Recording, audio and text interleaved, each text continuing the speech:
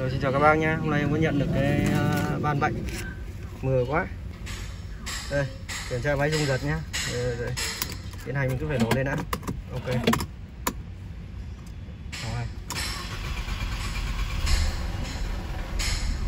Đấy. Các bác thấy máy rung giật không? Con này còn bị bệnh sai cam nhá, sinh ra tiếng kêu như là sai cam. Thì đây. Đấy. Máy nó rung giật này. Cho em nhìn tổng thể nhé. Rung giật này. Đấy là nhìn tay em. Con này một bên khác đã làm rồi nhá, đã thay mô bin này. Đã thay một mô bin mới rồi nhưng mà không phải bệnh nhá. Rồi em tháo hộp em kiểm tra thì nó bị hộp. Bây giờ em quay video em sẽ thử cái hộp khác cho người xem này. Đây là hộp nha em. Em thử luôn cho người xem. Nên em chưa sửa nhá, đây em chưa sửa, em để nguyên lại. Để em quay.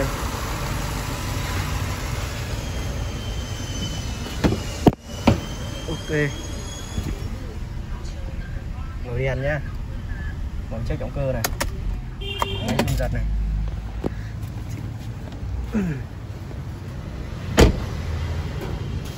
Đây như thế này là thay một cái mô bin không đúng bệnh này. Đây nhá. Đây em đã thay cái hộp vào. Đây là hộp của khách này. Và đây nó rung giật đấy.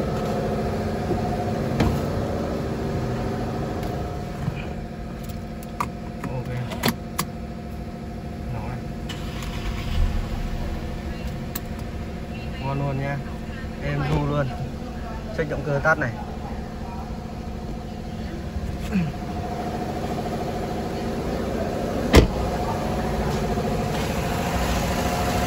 Máy nổ êm luôn nhá.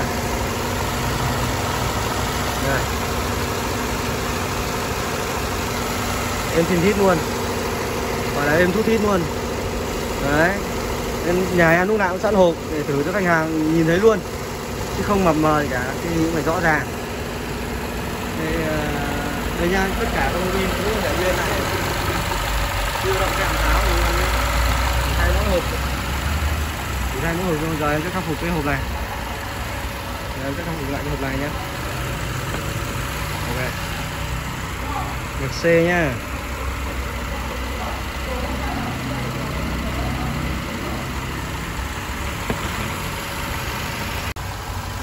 Đây nhá, là con mẹc sau khi em xử lý xong nhá. Đây em rút thít luôn. Đây. Hộp vừa sửa. Đây là hộp của xưởng vừa thử thì không nói. Để bỏ sang bên. Bỏ sang bên. Hộp vừa sửa xong nhá. Em rút thít. Tí mô bin này em sẽ lắp lại mô bin cũ cho khách nhé. Khách ở thay ở đâu thì em không biết. Khách hàng yêu cầu lắp lại mô bin cũ, em vẫn lắp lại mô bin cũ nhá. Đấy. Em rút thít. Đấy. Ok.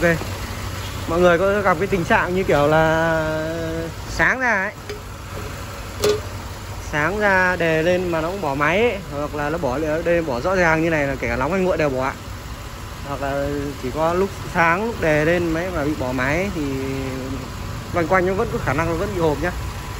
Còn ví dụ nó bỏ liên tục mà thay mô bin buji không hết, thay mô bin này, buji này, kim phun này, đấy mình rà soát được 3 cái vấn đề đấy, mà 3 cái vấn đề đấy không vấn đề gì thì xác suất hỏng hộp rất là cao nhá. Tại vì cái dòng này cũng rất là hay bị.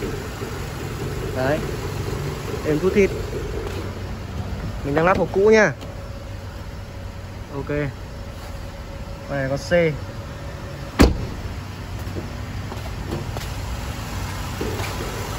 giờ tí giờ sẽ lắp lại hoàn thiện và tiến hành chạy thử nha.